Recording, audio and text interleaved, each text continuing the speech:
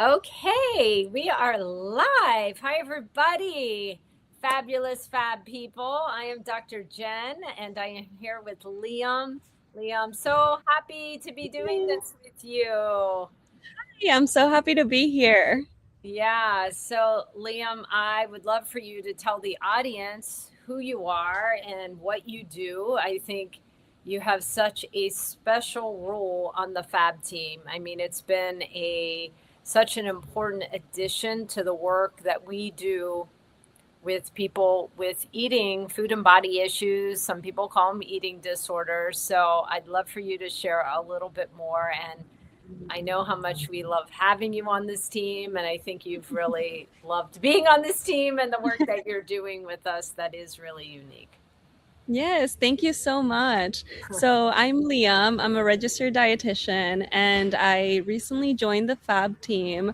And I do love it here. The team is so wonderful.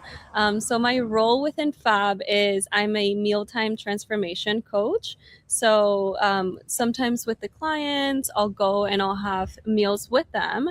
And the overall goal is to normalize the eating experience. So, that's kind of in small, in like a smaller sentence, how I would describe my role within the FAB team. But I work very closely also with the nutrition therapist and with everybody else in the team as well. So, Liam, first of all, like if you're listening to her, couldn't you imagine having a meal with her? Like how great that would be just sitting across from Liam and eating with her. But it is so much more than that. It is eating with you and Mhm. having like quote unquote like a normal meal. Many times you're doing even sometimes challenging meals with clients, right? Like meals people haven't eaten for forever because they've been avoiding certain foods, certain we Mhm. call them fun foods. Sometimes they can feel like challenging foods. Yeah. And so I'm wondering if you can talk just a little bit about some of the skills. I know for each client it's different, but maybe some of the skills that you're starting to bring into those mealtime transformation sessions. Yeah, so like you said, sometimes there are those challenging meals. So if, for example, let's say that a client hasn't had a donut for a long time, right? Because there's some sort of fear around the experience of having a donut, then we'll go and we'll have a donut together and we'll talk about the experience itself and try to see if there are any behaviors associated within the meal experience and the eating experience, if there's any stress associated to that.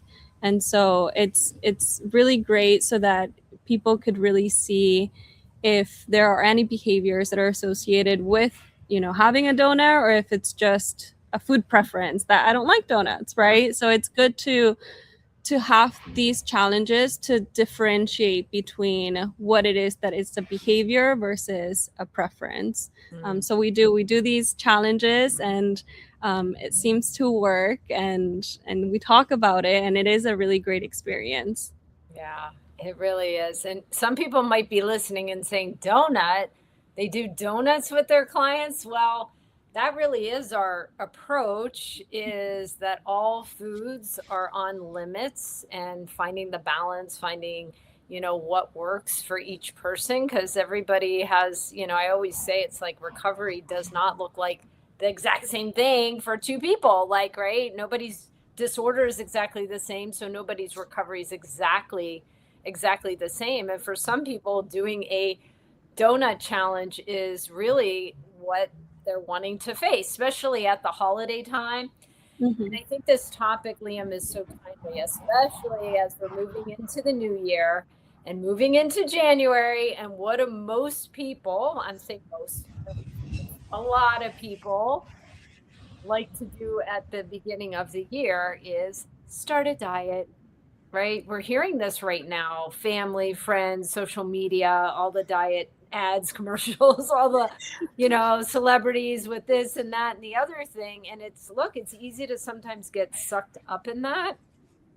And so I know we could do a whole dissertation on this, but if you just shared with us a little bit, like, why do these diets, they don't tend to work for most people, right? Like most of the time people don't always feel like it's something that works in the long term. It might work short term, right?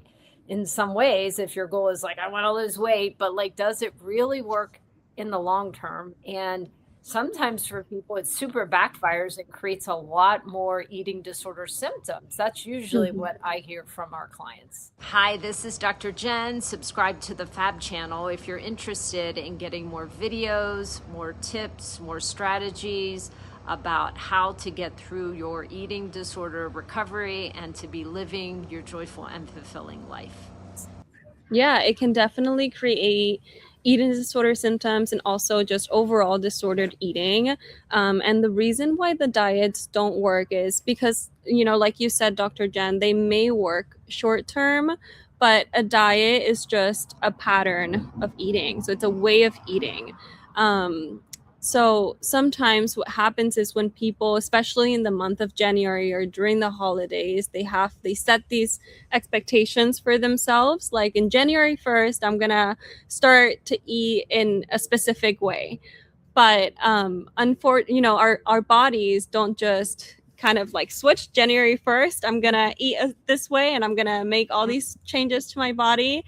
So it doesn't really work that way. And so what happens is it creates this cycle, this like restriction and binge eating cycle, because you're restricting yourself from foods that maybe you're so used to eating to the point where at one point you're gonna want to eat them again. And so it's kind of like a constant cycle of restricting and binging and restricting and binging. And so that's why these diets or these expectations that we create for ourselves of like, okay, January 1st, like I'm gonna follow this diet and I'm gonna go to the gym or I'm gonna work out 6 days a week. It doesn't necessarily work that way because it's based off of perfectionism. And there's a lot that can go wrong when it comes to that. Yeah. The other thing I just popped into my mind too is how it can also create so much isolation, Mhm. right? Because we're such social creatures. And eating for many of us at the holiday time, like you're eating with family, you're eating with friends, potentially, you're having different kinds of foods. So, like, some of the people that I work with, it's like, oh, when they're eating in this vacuum, in this very isolative way, maybe they're able to be very rigid with their eating.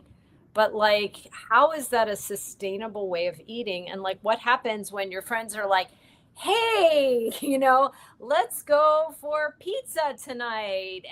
Or, hey, we're going to celebrate with our family. Like, our big holiday is in terms of like the family meal is Christmas Eve. And it's like, Yeah. hey, we're going to eat all this delicious, amazing Italian food. And, like that could be scary for somebody, right? Who's been sometimes avoiding the carbs or, um, so, like, I guess the other thing I'd love for you to talk about is this idea of what we oftentimes call conscious eating, or another way to say it is mindful eating, intuitive eating. But this idea of conscious eating is like, that doesn't mean, like, sometimes people hear that and it's like, it's a free for all. Well, that's not what we're saying either. It's like you do want to tune into your body's cues and what emotionally you're wanting or what you're feeling like you need and listening from the inside out. So, like, I would love for you to talk a little bit about this approach that does embody that everything is on limits, but you are listening still to yourself, right? Physically, emotionally, what you're needing in that moment. Yeah, I love that idea of the idea of conscious eating because, restriction does not necessarily mean healthy, right? It creates dysregulation. That's what it does. And so with conscious eating, what you're promoting is balanced nourishment, Mm, which is the overall goal, right? Like being able to enjoy your foods, being able to enjoy the experiences that comes with those foods. So Christmas Eve, Thanksgiving, New Year's Eve, right? Like these are all experiences. So food is attached to not just the, I guess, the nutritional value of it. It's also the emotions and the experiences that's attached to it. So it's really important to practice conscious eating because it affects your life overall. Yeah.